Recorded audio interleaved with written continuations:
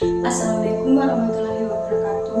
Perkenalkan, nama saya Fitri dengan NIM C1B1233009, mahasiswa Prodi Sosiologi Fakultas Ilmu Sosial dan Ilmu Politik Universitas Haluoleo.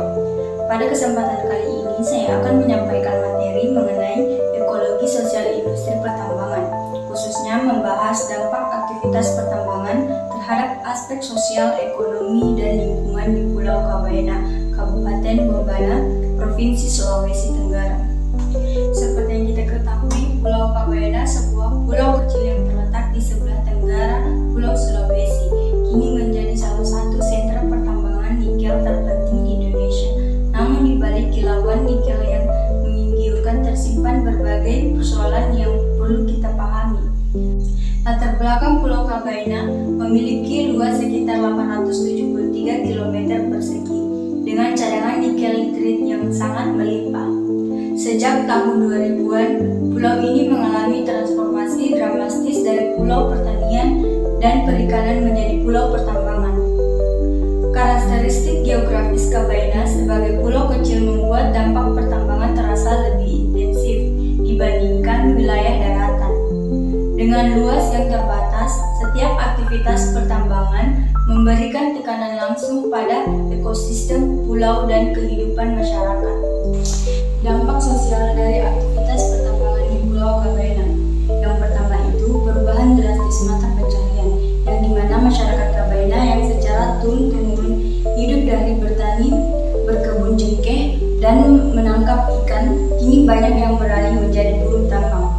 Perubahan ini terjadi sangat cepat, tidak lebih dari 1 dekade, menciptakan disorientasi sosial pada masyarakat tradisional. Yang kedua, konflik tanah wilayah, yang dimana Kabaena memiliki sistem tanah adat yang kuat. Konflik kepemilikan lahan menjadi sangat sensitif ketika perusahaan tambang mulai membeli atau mengklaim lahan. Banyak kasus di mana masyarakat adat merasa hak mereka diabaikan. Tanah yang selama ini dikelola secara komunal tiba-tiba harus diserahkan dengan kompensasi yang tidak selalu adil.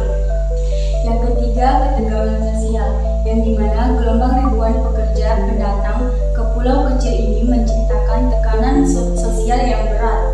Populasi Kabaena meningkat drastis mengubah demografi pulau. Fasilitas publik seperti rumah sakit, sekolah, air bersih, dan listrik yang sudah terbatas menjadi semakin tidak memadai.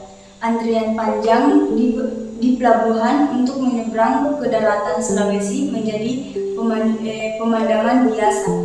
Yang keempat, degradasi budaya lokal, yang dimana budaya maritim dan agraris masyarakat Kabaena mulai memudar. Generasi muda tidak lagi tertarik mempelajari kearifan lokal tentang pertanian dan pelayanan tradisional. Festival dan ritual adat mulai ditinggalkan karena kesibukan di sekitar tambang.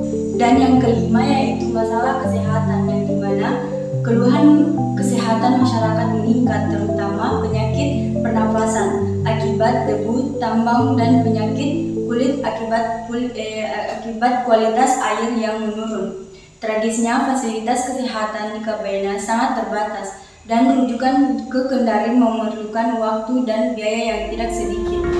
Pulau Kabaena memberikan pelajaran penting tentang bagaimana pertambangan di ekosistem pulau kecil menghasilkan dampak yang lebih ekstrim dan sulit dipulihkan. Dengan luas wilayah yang terbatas, setiap kerusakan lingkungan berdampak langsung pada seluruh kehidupan pulau. Dalam perspektif ekologi sosial, kita melihat bahwa kerusakan lingkungan Kabaena tidak hanya soal pohon yang ditebang atau sungai yang tercemar, tetapi juga tentang hancurnya sistem kehidupan masyarakat yang telah terbangun ratusan tahun. Ketika laut tercemar, nelayan kehilangan mata pencarian. Ketika hutan gundul, sumber air hilang.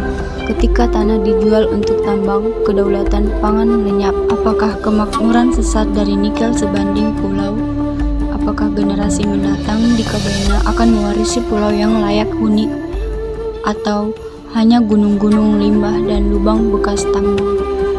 Bahwa diperlukan kebijakan yang tegas, pembatasan area tambang, penegakan reklamasi, diverifikasi ekonomi, dan yang terpenting pengembalian hak masyarakat lokal untuk menentukan nasib pulau mereka sendiri. Mari kita ingatkan, pulau-pulau kecil seperti Kabaina adalah ekosistem yang rapuh sekali rusak. Hampir mustahil dipulihkan, jangan sampai kita kehilangan Kabaina demi segelintir keuntungan. Sekian presentasi dari saya, terima kasih atas perhatiannya. Wassalamualaikum warahmatullahi wabarakatuh.